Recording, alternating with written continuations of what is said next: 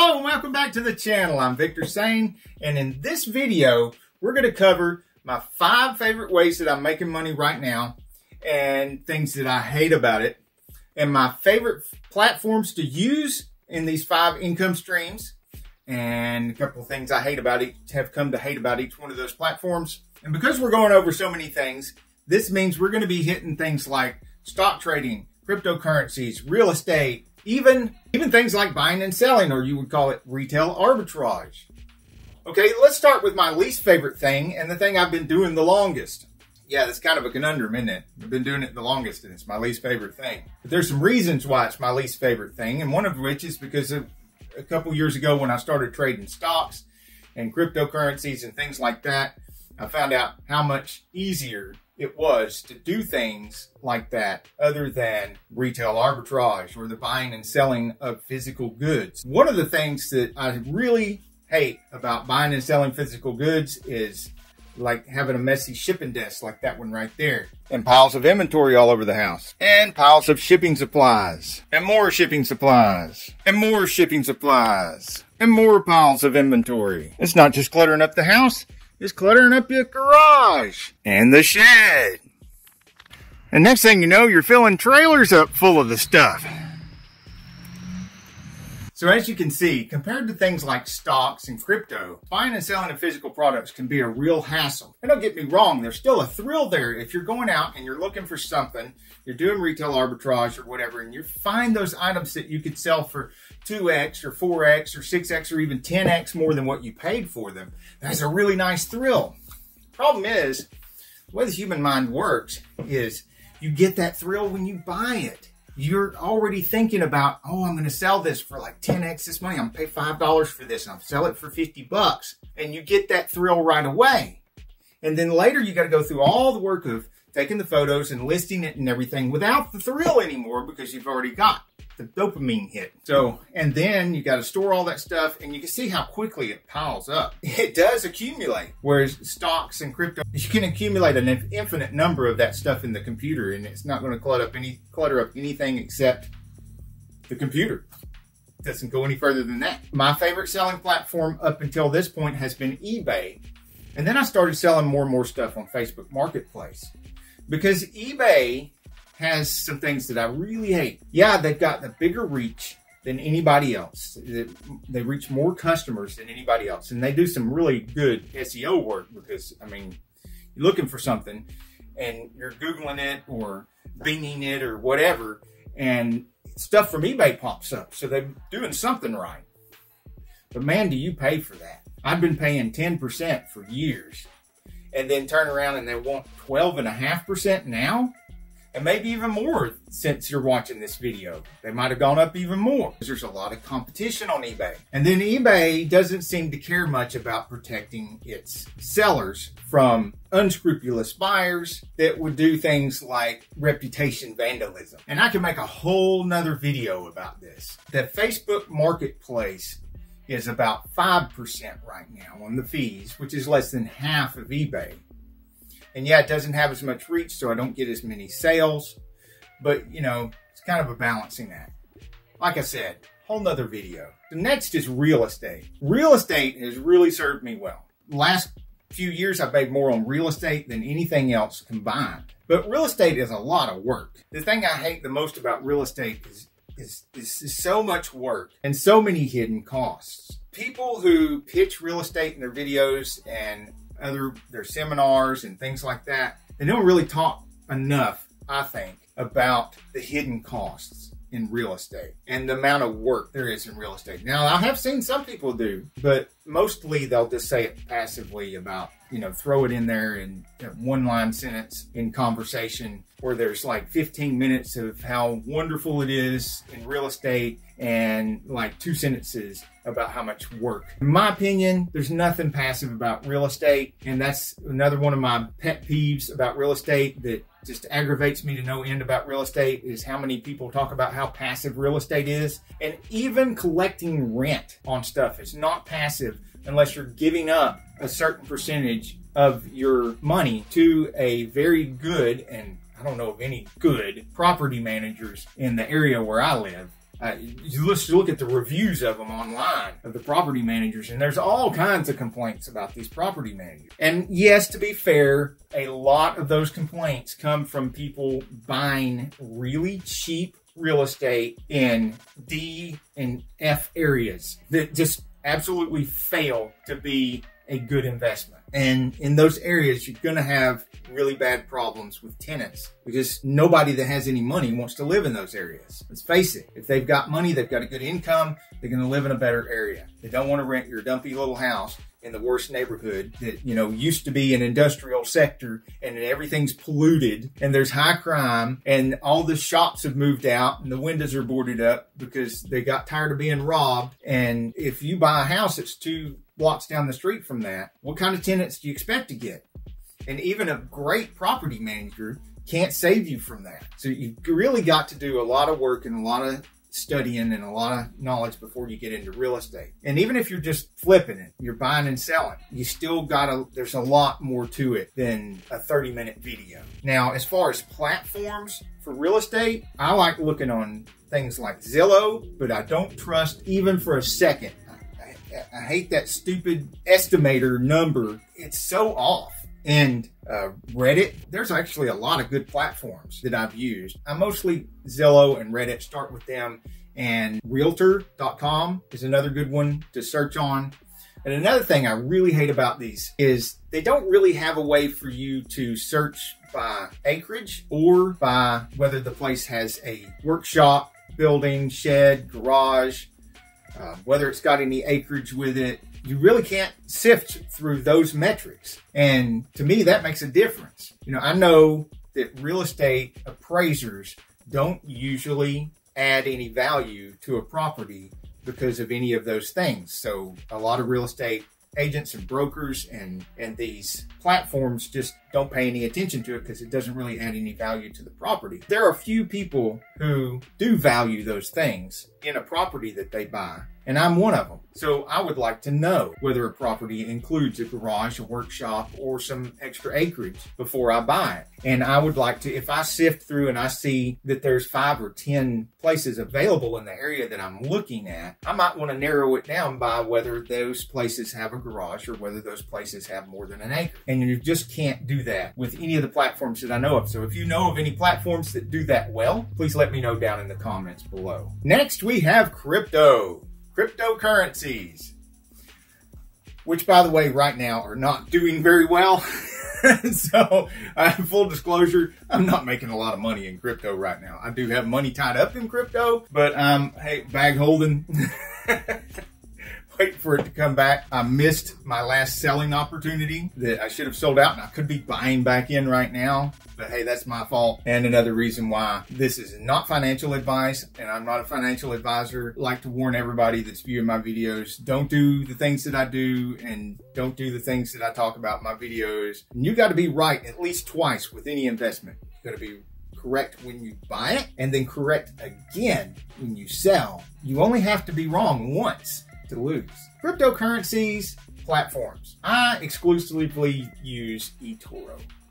I don't use any of the other platforms. I can't tell you a lot about the other platforms, but I can tell you a couple of things that aggravate me about eToro. And one is the amount of slippage, the amount of difference between what the market value of something that you're buying is and what you can buy it for on eToro. I've heard that places like Robinhood have much better prices, so you might want to check into that. But as far as eToro, it seems to be around 0.5% extra you're paying for it when you're buying it, and another 0.5% less you're getting for it when you're selling it, which adds up to about 1%, or it might have been 1/4%, which adds up to 0.5%. Either way, it ends up being a significant amount, because if you have calculated that if you buy this at one price and you sell it at another price and you're going to make 3% and you can't find any other trades that week that's going to make you 5% or 10%. So you're going to go for this 3% trade and then you lose 0.5% or 1% from slippage.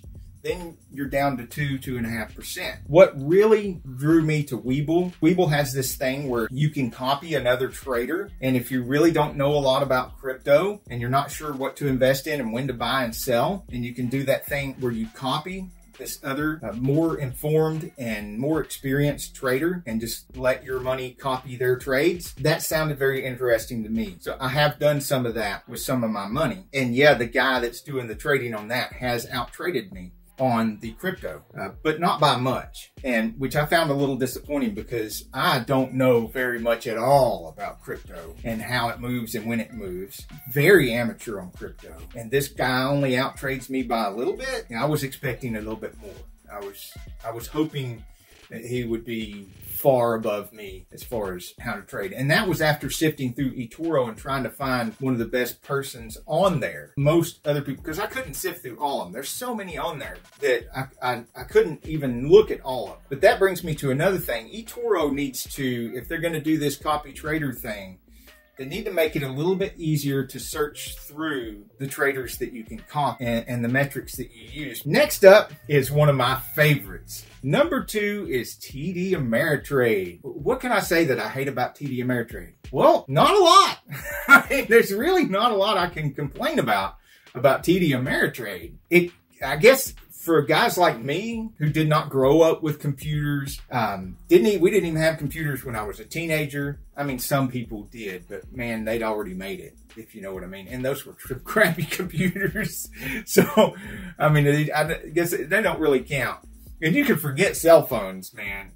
It just, and until I was like in my 30s, they weren't worth having. So, and smartphones were a thing of the future. That was Star Trek stuff right there, man. But TD Ameritrade, if they could make it a little more user-friendly for guys like me who didn't grow up with all this stuff and don't really have it ingrained in our DNA, it's kind of hard for us to figure some things out. As a matter of fact, I still go back to the Webull platform, which was my first platform, and I still use Webull to this day, which I would say is my number 3. I should have started talking about Webull first, because Webull is number 3, TD Ameritrade to number 2. I still go back and I use Webull graphs and charts because I find them easier to understand than the TD Ameritrade. And that's why, even though Webull is number 3 on my list, I couldn't discuss it first without mentioning TD Ameritrade, which is number 2 on my list. Webull does something I really hate and drives me back to TD Ameritrade all the time. And I don't know if it's because of the amount of money that I have in Webull versus the amount of money that I have in TD Ameritrade. But Webull, the first experience with Webull was I had to wait several days for my funds to settle before I could do any trade. And then I thought, well, you know, finally when I waited for all that, I'll be able to trade like I want. But no, I do a couple of trades on Webull, and then I have to wait. Even after I've closed my position, I do my buy and I do my sell, and I've sold the stuff, closed the position, so I have the money back, and then I try to do another trade, and then Webull says, oh, you gotta wait for those funds to settle. So I'm like, well, I gotta wait a few hours or something? I'm gonna miss another trade. So I come back the next day, and you gotta wait for your funds to settle. So it turns into days. You wait days for your funds to settle before you can trade again. And I really hate that. If somebody knows anything about Webull and knows why I'm having to do that, I guess I've got probably less than $5,000 in there. Maybe that's the problem. But I don't have that problem on TD Ameritrade. And maybe because I put so much more funds in the TD Ameritrade right from the get-go. But I have never, ever had to wait for my funds to settle in TD Ameritrade. We're talking about stocks and stuff like that. We're going to move on to my all-time favorite. It's an oldie but a goodie. Vanguard. Vanguard is something I use for more passive stuff. I don't do a lot of individual stock trading or anything like that with Vanguard, although they do have a website and everything. So my favorite thing to do in Vanguard is contribute to an individual IRA. And this is because one of the things I don't like about Vanguard is my favorite thing to contribute to is the VFIAX. And if I put money in the VFIAX, then they don't give me the price that it is right then. I get either the price that it is at the close of the day, the trading day, or the next morning. I don't remember which one it is, but it's one or the other. But it's not the price that I'm looking at on the computer right now. And so that price could go up or it could go down. I'm used to doing on TD Ameritrade where I buy something at a certain price I'm looking at, and then I sell it later, hopefully for a higher price, and whatever higher price I'm looking at right then. I've got to do this guesswork if I were to do that with a Vanguard account. I don't speak for all Vanguard accounts because I don't know. I mean, they do so much, and they supply so much that I don't even know all the stuff that Vanguard can make available to you. I can just tell you about what I've done on Vanguard. And one of the things that I think Vanguard is really good for is, and you should Google traditional IRA because there's huge tax advantages to that, and Roth IRA, huge tax advantages. And either one of those things I could fill a whole video with. So we won't get into that right now, but I would encourage you to Google those. Not financial advice. One of the things I think Vanguard really shines at is if you were to have a certain amount of your paycheck or any other amount of money that's coming in on a regular basis and put a certain percentage of that money, have it use one of these apps or something that has it, or talk to Vanguard, see if they've got an app now. Just because I'm not using it doesn't mean it doesn't exist. And have that money go into one of these Vanguard funds on a regular basis using the method that most people call dollar cost averaging. That's where you just have a certain amount of, you don't be looking at the price of your favorite ETF and stuff like that. If you're planning on it being a retirement account and you're not going to touch it for 10, 20, 30 years, have a certain amount of money go in there on a regular basis and just start piling up in that account and truly passively just let it happen and let it just sit in there and build up and build up and build up. Now, of course, you're still taking risk because it's still going into a stock type ETF or anything else that you're using. I mean, there's still risks involved with those kind of things. But to me, that's really the only true passive thing that you can do. Dollar cost average in, buy and hold, and just accumulate forever. And if near the end of that, when you get ready to retire, if you can manage to accumulate enough money to live off the interest instead of touching any of the principal and never touch any of the principal, then that's where you want to be, or at least that's where I want to be. I want to be to where I've accumulated enough into accounts like this that are truly passive. I can just set it and forget it and then live off of the interest and live the kind of lifestyle I do now with this, about the same amount of money. And I know inflation is going to be a kind of a problem with that because inflation is bumping up the amount of money that it's going to take for you per month to maintain the same lifestyle. That's another thing that we could just do a whole standalone video on is inflation. So we're not going to get into that. But yeah, I would like to have a point where after I've done all the trading, all the buying and selling, all that kind of stuff, and put more and more money into my Vanguard retirement account, to be at a place where I could just live off of the interest of my Vanguard accounts. My idea of retiring would be a working retirement where I could be retired but still working, but working only whenever I want to, only on stuff that I want to work on for as long as I feel like working on it, whenever and wherever I want to work. Maybe piddling with some wood shop stuff out back, or just continue building show cars, that kind of stuff. Or maybe I'd be doing laser printing, who knows? But it wouldn't matter how much money it makes anymore because I would have all the money. Till the next video, I'm Victor Sane, and I am wishing you all insane growth and an insane amount of success.